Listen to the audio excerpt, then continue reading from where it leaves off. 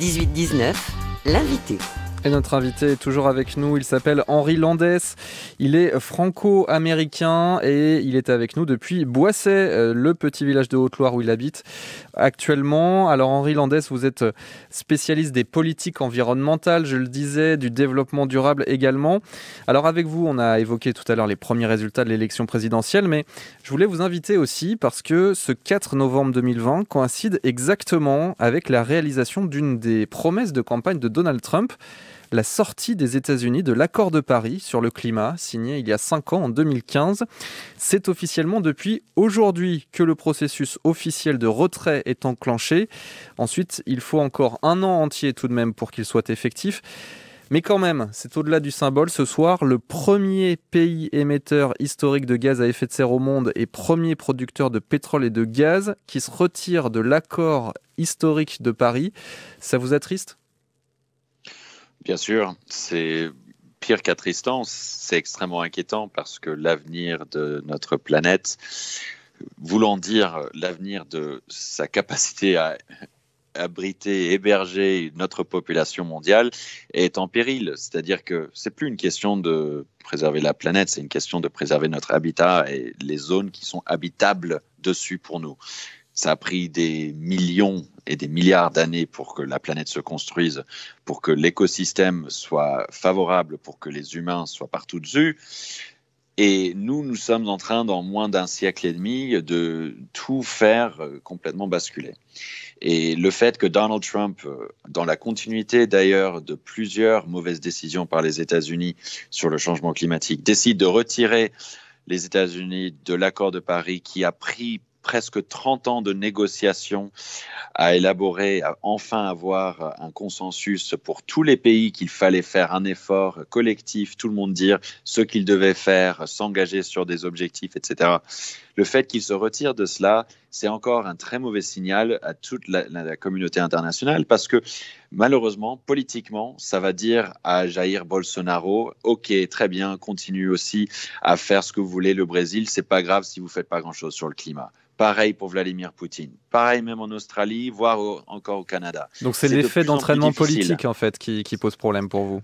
Absolument. En plus de l'empreinte écologique nette des États-Unis qui pourrait augmenter si on continue avec Donald Trump pendant 4 ans. Comment vous expliquez, Henri Landès, qu'aux États-Unis, il y a toujours aujourd'hui de nombreux climato-sceptiques ? Il y a une complication pour les Américains, une grande partie d'eux, quand il s'agit de remettre en question leur mode de vie. Alors la phrase un peu noire de l'histoire des négociations sur le climat d'ailleurs a été dite par George H.W. Bush, le père de George W. Bush. Il arrive au sommet de Rio en 1992 pour le sommet de la Terre et il dit le American Way of Life, le mode de vie américain n'est pas négociable. Et cela perdure encore. Ça a pris d'ailleurs très longtemps, rien que dans le Parti démocrate, pour accepter le fait que la communauté internationale a des leçons à donner, pire, à des réglementations à donner aux Américains. Et c'est très compliqué pour les Américains de comprendre que la coopération internationale sous-entend que les choses s'adaptent ensemble et que c'est pas aux États-Unis de dicter la façon de vivre au reste du monde. Ça s'accentue à cause du fait aussi que culturellement les États-Unis sont une superpuissance. Et je dis ça alors que je suis extrêmement attaché à ce pays où j'ai grandi, à mon pays, à tout ce qui est liberté d'entreprendre, à tout ce qui est cette mentalité de soutenir les gens quand ils veulent aller loin et être ambitieux, à coopérer aussi. Il y a les mouvements environnementaux ont commencé aux États-Unis. Donc c'est un paradoxe qu'il y a le pire et le plus aussi progressiste dans un même pays. Et historiquement, c'est l'héritage des États-Unis et ça continue de l'être. Justement, avec vos proches, avec vos amis américains, quand vous leur avez annoncé que vous alliez vous installer en Auvergne, votre région de cœur, dans un petit village pour vivre à fond cette transition écologique, est-ce qu'il y a eu vraiment des incompréhensions intellectuelles au sens premier du terme ? Oui, il y a des incompréhensions intellectuelles des deux côtés de l'Atlantique. C'est sûr que je suis très loin des gratte-ciel de New York où je suis né et grandi. Quand je suis à Boisset avec 300 habitants Disons que c'était un choix qui, par contre, est compris dans le sens de vouloir balayer devant sa porte pour ensuite continuer à pas donner des leçons, mais à porter une parole sur les questions d'environnement et essayer d'avoir un impact très favorable sur l'entourage. C'était aussi pas si difficile que ça d'expliquer la beauté du terroir français, des terroirs français et du mode de vie à la campagne qui a énormément de vertus. Donc il y avait des incompréhensions, mais aussi une admiration, pas pour nous, mais pour cette démarche qui est de renoncer à certaines facilités de vie dans des zones plus urbaines et de se mettre peut-être en zone en dehors du confort. Mais ce que je dois dire, c'est que on est beaucoup plus heureux et beaucoup plus connecté à la nature et à l'essentiel et on subit moins la pollution, dans les territoires ruraux et les modes de vie nous conviennent très très bien et on encourage de plus en plus de personnes à le faire. Et justement, vous voulez créer ce déclic notamment avec votre association Landestini, on va parler dans quelques instants, mais l'Auvergne, est-ce que véritablement ça représente l'avenir pour vous d'une certaine façon ? L'Auvergne représente l'avenir pour moi, absolument.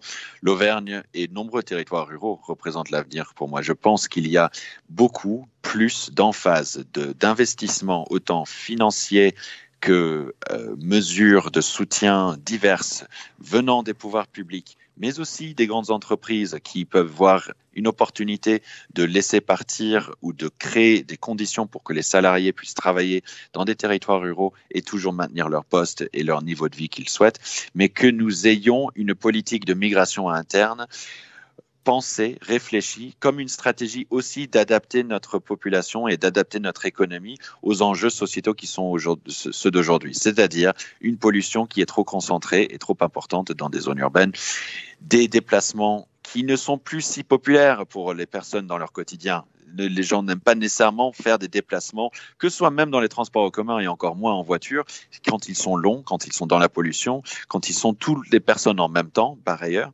Et il y a aussi ce besoin de se reconnecter à notre santé, à la nature qui est extrêmement favorable à notre bien-être aussi mental, psychologique.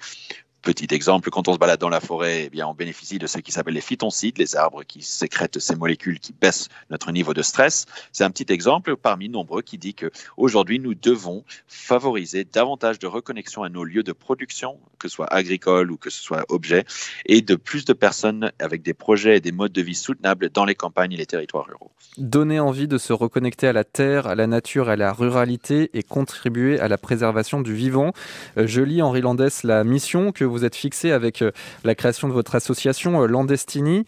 Par quels moyens ça passe depuis Boisset, votre village en Haute-Loire ? Eh bien, nous avons plusieurs types de projets. Dans l'éducation, on travaille avec les écoles, avec les collèges, les lycées, pour favoriser une pédagogie et une compréhension de l'alimentation saine, locale, durable, de la biodiversité qu'il y a autour. Ça, c'est un premier grand axe de notre action. Ce projet qui s'appelle Champion de l'alimentation durable et de la biodiversité, nous le menons aujourd'hui dans 14 écoles, établissements scolaires en Auvergne.